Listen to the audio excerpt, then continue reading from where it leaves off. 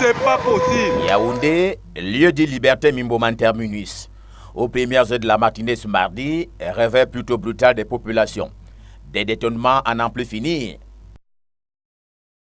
Au loin, flammes et fumées qui défient les hauteurs des immeubles d'habitation.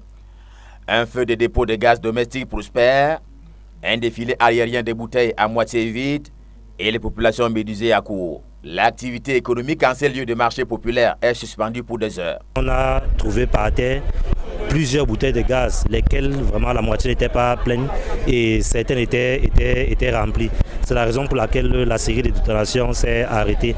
On a également rencontré les élèves du centre culturel turc qui étaient paniqués. Et même le collège bilingue qui est à côté, les responsables se sont trouvés dans l'obligation de laisser les élèves en libération. Cet homme, un témoin privilégié de ce qui aurait pu devenir une catastrophe si les sapeurs-pompiers n'étaient pas arrivés à temps. Il s'agissait d'un feu de dépôt de gaz contigu aux appartements. Donc, nous avons circonscrit ce feu. Nous avons établi un large périmètre de sécurité pour mettre les populations dans un large périmètre de sécurité.